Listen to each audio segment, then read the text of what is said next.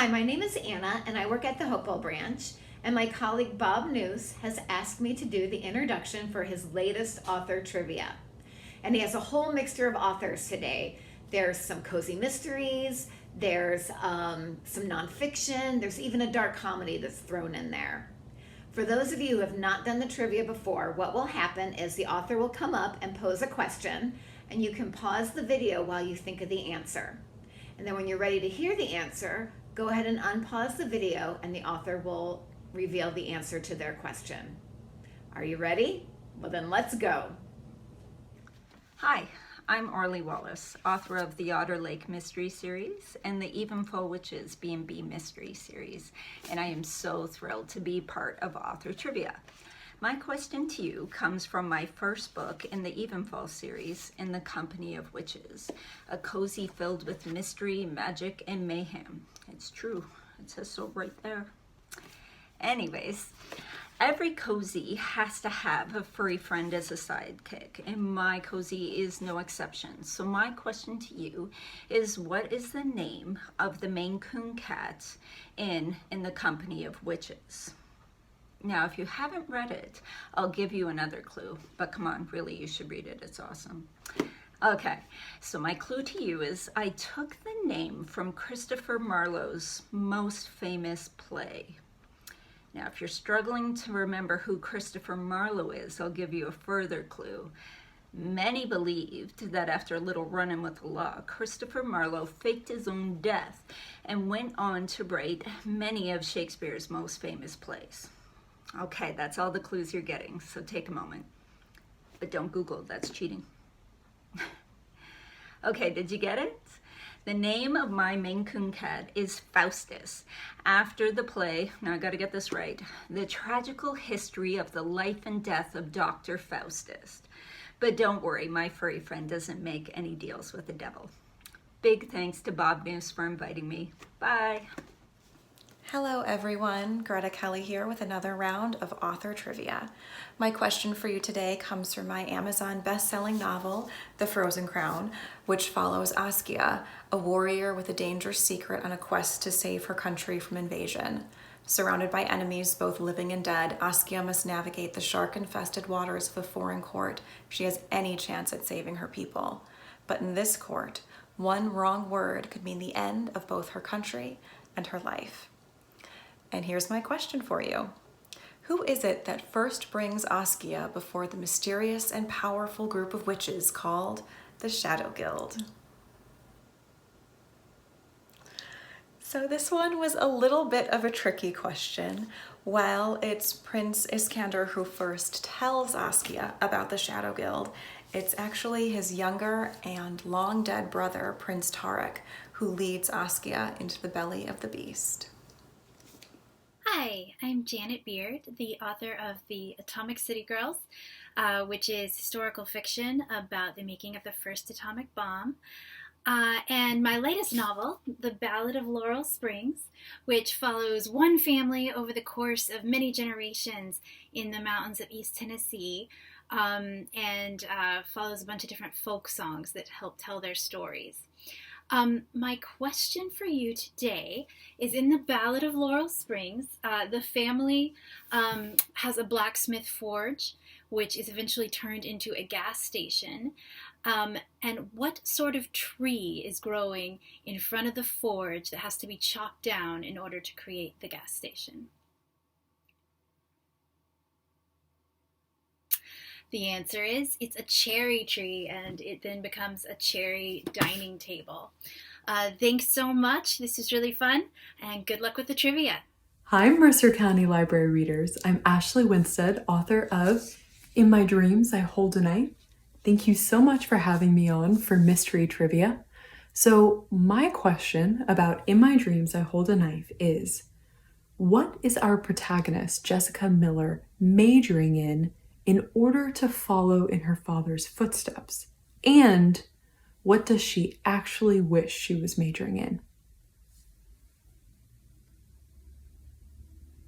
Okay, the answer is she is majoring in economics, studying her butt off to make good grades in economics because that's what her father majored in at Harvard. She thinks that if she can do it just like he did, maybe she can get into graduate school at Harvard and follow in his footsteps and have the success that he wasn't able to have. And maybe, just maybe, she can capture his attention. But what she really wants to be majoring in is painting. So she wants to be a visual artist. That's where her passion lies. But she knows the life of an artist is rough, and that is not the path to winning her father's pride and love. Thank you so much for having me. Happy reading. Bye. Hello to the readers of Mercer County Library. I'm talking to you today from Surrey in England, and I have two books available for borrowing from the library. One is Daughter of the Reich, my debut novel, which is set in 1930s Leipzig. And my second novel, which is recently out, is called The Hidden Child, and this is set in 1920s England. My trivia question today is from the second novel, The Hidden Child, and in this book I feature some real people, and there's a couple of Americans who make minor appearance in the book, and I would like you to tell me their names. Dramatic pause.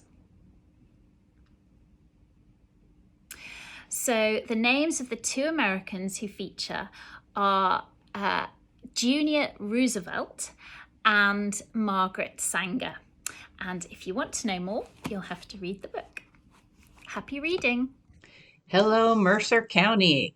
I am a graduate of Mercer County Community College, so I'm giving a quick shout out here to all my friends and even some family that I have back in that area. My name is Annalise Ryan. That's a pseudonym that I write under, and currently I do have a series out, the Maddie Winston series, book number 12, Dead Even, came out this year. My trivia question for you is going to be related to the earlier books in the Maddie Winston series. There's a running gag about what Maddie's real name is, because Maddie is a nickname.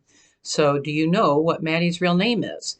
While you're trying to figure that out, let me also let you know that I have a new series that will be coming out this coming fall from Berkeley Books. And the first book in the series is called A Monster at Death's Door. I'm very excited about it, and I hope you will be too. The answer to the question of what Maddie's real name is Matterhorn. Can you imagine what kind of mother would give a daughter that name? Well, if you read the books, you'll find out. Thanks very much for having me, and everybody stay safe out there. Hi, I'm Nora Zlavansky, the author of Competitive Grieving. Competitive Grieving is a dark comedy and unlikely love story about death and the chaotic aftermath of loss. In it, Ren, the protagonist, is struggling to navigate her life after the loss of a dear friend of hers. And in it, one of the coping strategies she uses is to plan other people's funerals in her head. The funerals of her friends, her family, her local store owner, strangers on the train. And this becomes a through line throughout the entire book. And so my trivia question is this for Competitive Grieving. At the end of the book, Ren finally plans her own funeral. What does she plan for herself? I'm pausing for you to figure it out, but I kind of want to sing the Jeopardy theme song, but I won't. Okay, the answer is, and I'll read it. She plans cause of death, painless old age with all faculties intact, obviously. After death ritual. I would rather not think about it, but let's just say I'm not a fan of the idea of living in a box for all eternity.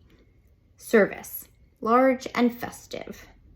Processional music, Landslide by Fleetwood Mac, no-brainer.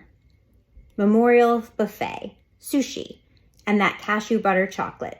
It's my funeral after all, spare no expense. Thank you for doing Competitive Grieving trivia. Enjoy your day. I'm Ginger Bolton. I write the Deputy Donut Mysteries for Kensington Publishing Corp. This is the 6th one, Deck the Donuts.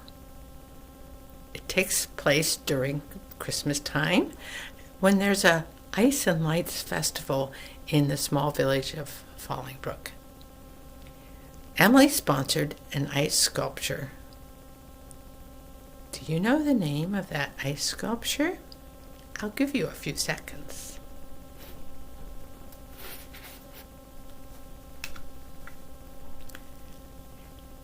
Did you guess Frosty the Donut?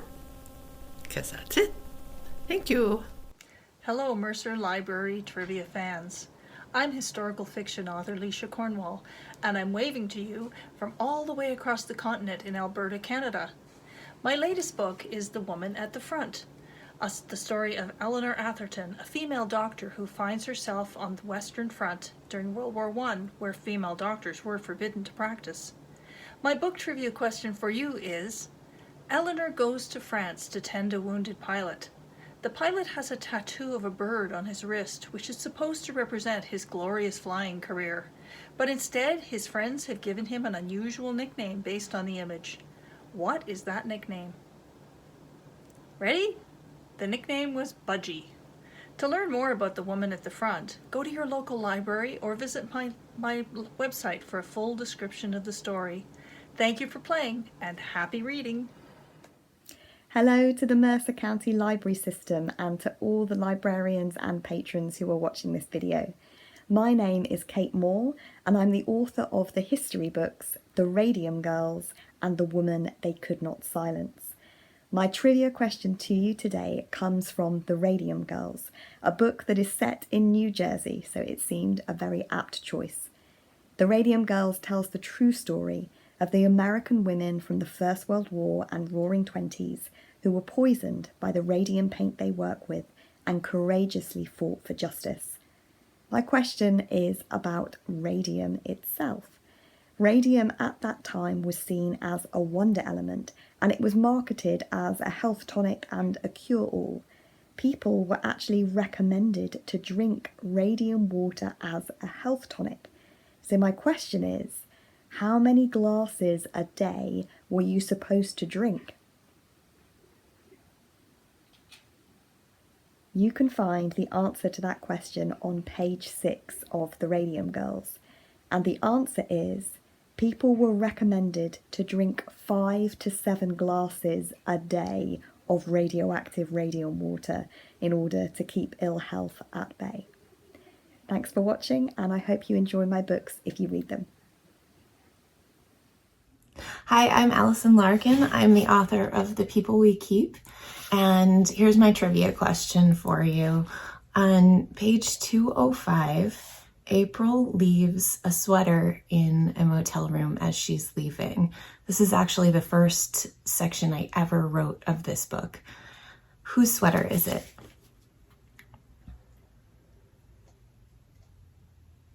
Okay, you think you got it? It is her high school boyfriend Maddie's sweater. She stole it right before she left. Well, how did you do? I told you there was a mixture in there. At the very least, hopefully you found some books that you're interested in checking out from the Mercer County Library System.